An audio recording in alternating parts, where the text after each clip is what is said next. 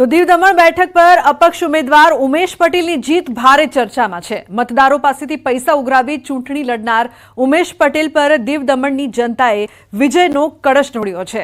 ભાજપ ઉમેદવારને કારમી હાર આપી તેમણે દિલ્હી તરફ પ્રયાણ કર્યું છે। પોતાને જીતાડનાર જનતાનો આભાર માનવા ઉમેશ પટેલ દીવ પહોંચ્યા, જ્યાં તેમનું ભવ્ય સ્વાગત કરાયું।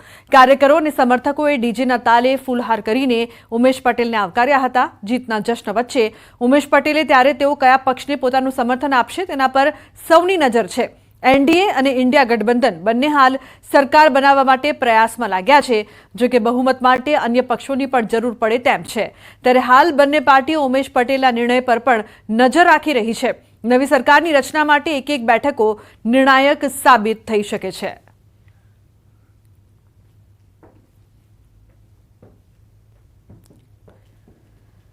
चुनाव के वक्त भी बोला था, ना मुझे सेंटर में भाजपा से प्रॉब्लम है, ना मुझे कांग्रेस से प्रॉब्लम है। कभी मुझे प्रॉब्लम नहीं रही है सेंटर से।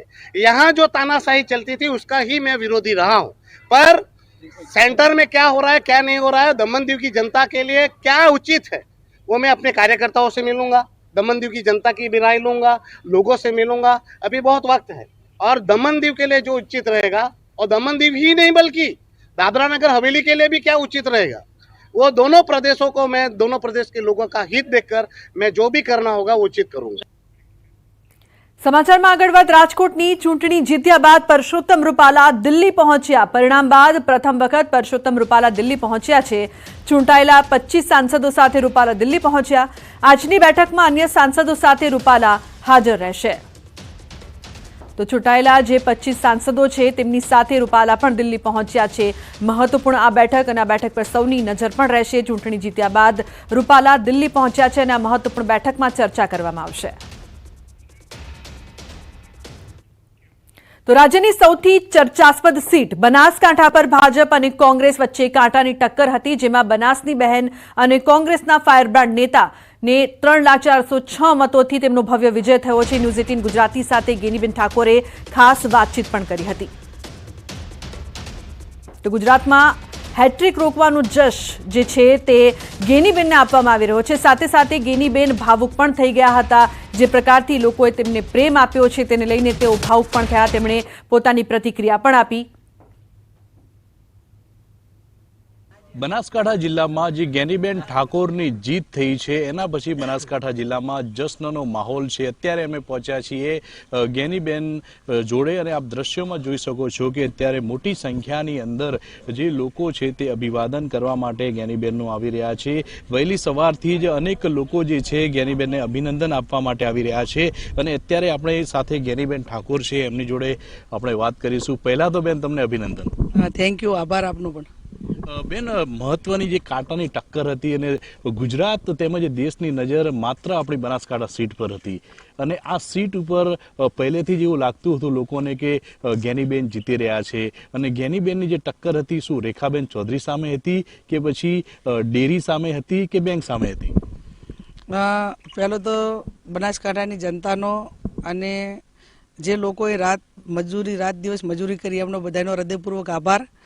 ટક્કર લોકશાહી ઢબે જે ચૂંટણી લડતું હોય એની સામે હોય, એક પાર્ટીની વિચારધારા હોય, પણ હું માનું છું ત્યાં સુધી આપે કહ્યું એ પ્રમાણે અમે અમારી ચૂંટણીના જે દરેક મિટિંગમાં પણ એક જ મુદ્દો હતો કે કોઈ પણ બહારના વ્યક્તિઓ આવીને બનાસકાંઠા જિલ્લાને બાનમાં લે, અહીંયા રહેવું નહીં, લોકોના સુખ દુઃખના ભાગીદાર થવું નહીં, સત્તા ભોગવવી, ધંધા રોજગાર કરવા અને છતાં લોકલ આગેવાનો હોય એમની રાજકીય કારકિર્દી ખરાબ કરી નાખવી અને દરેક સમાજોમાં વિવાદ ઊભા કરાવવા। આ કામ જ્યારે છેલ્લા 10 વર્ષથી બનાસકાંઠાની અંદર થઈ રહ્યું ત્યારે બનાસકાંઠા જિલ્લાના તમામ સમાજો, ઇવન હવે જે સમાજના આગેવાનો હેરાન કરે છે એ સમાજના આગેવાનો પણ હવે બહુ તંગ થઈ ગયા છે અને એટલા માટે કરીને એક જે એકદમ સરમુખતારશાહી તરફ આખા જિલ્લાને દબાવવા માટેના પ્રયત્નો કર્યા હતા, એમાંથી લોકોએ દબાવમાંથી બહાર નીકળીને એક બનાસકાંઠા જિલ્લા આઝાદ હતો, છે અને રહેશે એ મેસેજ આપ્યો છે। બેન, મહત્વની વાત તો એ હતી કે જ્યારે તમે ચૂંટણી પ્રચાર માટે નીકળતા હતા ત્યારે લોકોએ સૂત્ર આપ્યું હતું બનાસની બેન ગેનીબેન। બનાસની બેન ગેનીબેન એ સૂત્ર સમગ્ર જે યુવા વર્ગમાંથી પોતે જ આ સ્લોગન બનાવીને જિલ્લાના લોકો સમક્ષ મૂક્યું અને લોકોએ એને ઉપાડી લીધું. મીડિયાના માધ્યમથી, સોશિયલ મીડિયા હોય એમણે પણ ખૂબ અગ્રેસિવ રહી અને કેમ્પેનમાં જે એક પોઝિટિવ વાત કરવાની થાય એ વાત કરી છે. ત્યારે બનાસની બેન, જ્ઞાની બેન એટલા માટે કે આપણી સંસ્કૃતિ એ સનાતન ધર્મની સંસ્કૃતિ બહેનો માટે, દીકરીઓ માટે અને એના માટે ખૂબ સૌમાનભેર સંસ્કૃતિ રહી છે અને સૌમાનના ભાગ રૂપે જાહેર જીવનના લોકો ઘણા સાહેબ કહેતા હોય, કોઈ મેડમ કહેતા હોય, અલગ અલગ રીતે એમને બોલાવે એવું ઈચ્છતા હોય. પણ હું કાયમી એવું ઈચ્છું કે મને બેન કહીને બધા જ બોલાવે. તો બેન શબ્દ એ બધા માટે સરખો લાગુ પડે અને આપણી સંસ્કૃતિ પ્રમાણે બેનથી બીજો કોઈ માનવાચક શબ્દ નથી. એટલે એક બનાસની બેન તરીકે જ્યારે સમગ્ર જિલ્લે મેં વાત કરી કે ભાઈ વાવ વિધાનસભાના લોકોએ તો મામેરું ભર્યું, પણ હવે તમે જિલ્લાવાળા મારું મામેરું ભરો. અને મામેરું એટલે મતનું મામેરું. ચૂંટણી હોય એટલે આગેવાનો અનેક પ્રકારની ડિમાન્ડો કરે, ગાડીઓની કરે, પૈસાની કરે, બીજા કામોની કરે. પણ આ એક ચૂંટણી એવી હશે કે નથી ઓફિસો ખોલી, નથી આગેવાનોએ કોઈ માગણી કરી ગાડીઓની શેની, અને નથી લોકોએ એક એમને જાતે સ્વભૂ તાકાતથી મતદાન કર્યું. બીજું એવું હતું કે ભાજપ પ્રચાર દરમિયાન એવું કહી રહ્યું હતું કે જો તમારી પાસે 2 ભેંસો હશે ને તો એક ભેંસ જે છે તે કોંગ્રેસ લઈ લેશે. તો શું કહેવું છે આ બાબતે? હવે અમારે એક તો મોટો એક તબેલા બનાવવા પડશે. એક ભેંસ આટલા દેશની ભેંસો રાખવી ક્યાં? પણ એમને બોલવું જ હોય.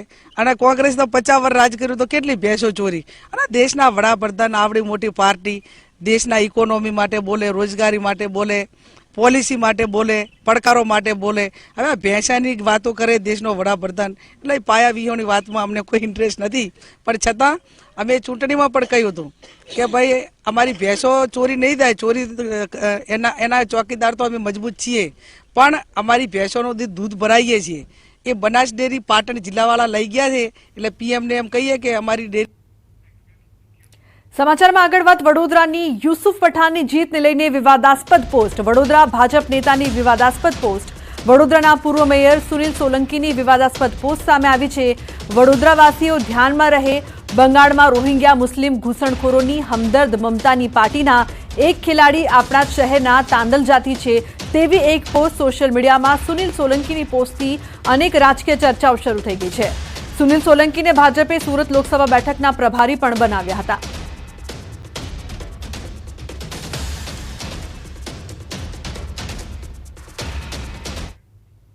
તો સાબરકાંઠા લોકસભા બેઠક પર ભાજપના શોભનાબેન બારૈયાનો ભવ્ય વિજય થયો છે. શોભનાબેને 1.5 લાખથી વધુ મતથી જીત નોંધાવી છે. ભાજપની ભવ્ય જીતથી કાર્યકરોમાં ખુશીનો માહોલ છે. મોડાસામાં રાજ્યમંત્રી ભીખુસિંહ પરમારના કાર્યાલય પર શોભનાબેનનો સ્વાગત સમારોહ યોજાયો હતો. શોભનાબેનને ફૂલહાર કરી સાફો પહેરાવીને સ્વાગત કરાયું અને શુભેચ્છા આપવામાં આવી. કાર્યક્રમમાં હિંમતનગરના ધારાસભ્ય વીડી ઝાલા પણ ઉપસ્થિત રહ્યા. શોભનાબેને રોજગારી, શિક્ષણ અને સિંચાઈના કામોને પ્રાથમિકતા આપવાનો નિર્ધાર વ્યક્ત કર્યો. ભારે પડકારો વચ્ચે પણ અમે આજે ભારી બહુમતીથી જીતીને આવ્યા છીએ. માન્ય મંત્રી સાહેબ, માન્ય ઝાલા સાહેબ, સૌ ભારતીય જનતા પાર્ટીના કાર્યકર્તાઓએ રાત દિવસ ખૂબ મહેનત કરીને મને વિજેતા બનાવવામાં જે એમનો ખૂબ મોટો ફાળો આપ્યો છે એ બદલ સૌનો હું ખૂબ ખૂબ આભાર માનું છું.